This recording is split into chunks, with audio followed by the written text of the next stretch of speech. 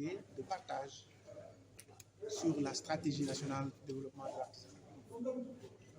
C'est une stratégie qui doit durer normalement 4 ans, 2023-2024, sur instruction du président de la République, qui nous a demandé de faire une stratégie basée sur ces orientations.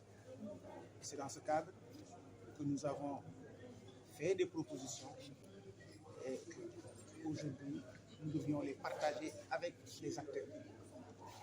Le président de l'Union des chambres, les OPA et l'ensemble des artisans, afin qu'ils puissent donner leurs observations.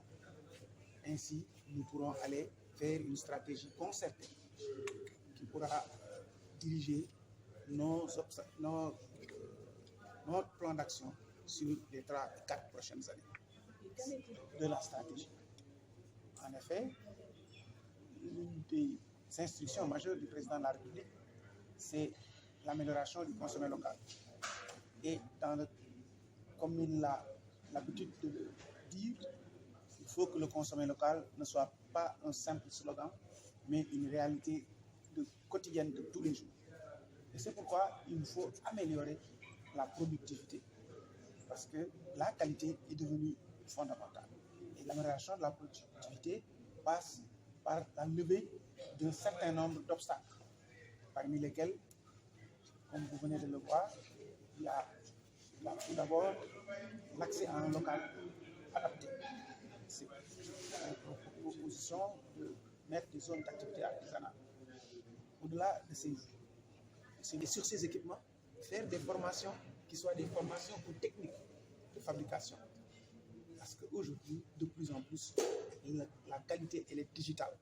Et cela nécessite quand même une formation.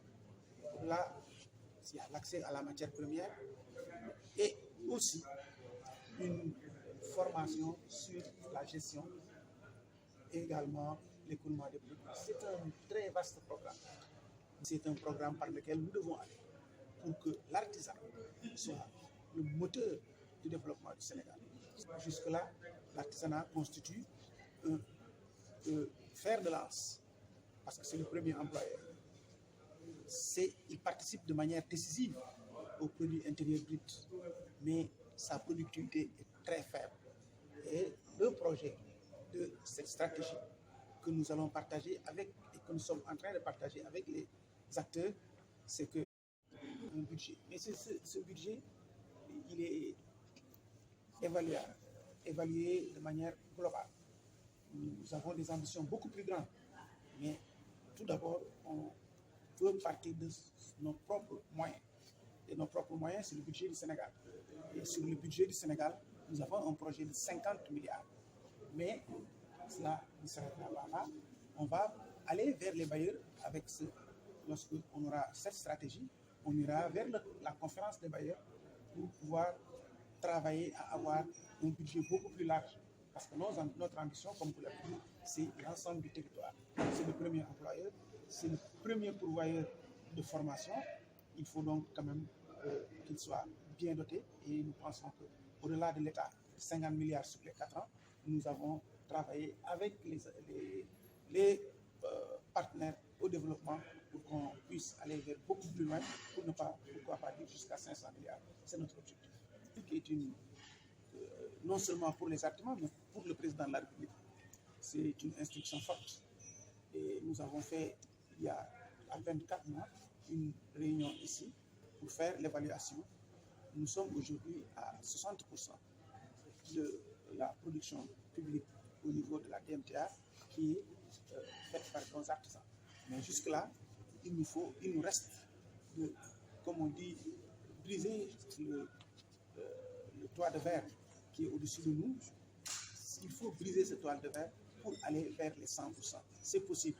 Et nous avons même demandé, vous l'avez vu avec l'expert, qu'on veut aller jusqu'à ce qu'on puisse interdire l'importation de produits venant de l'extérieur. C'est possible, parce que nos artisans, s'ils sont accompagnés avec des équipements modernes, ils peuvent atteindre cet objectif, et c'est notre ambition. De donner 10 milliards aux artisans pour la fabrication de tenues.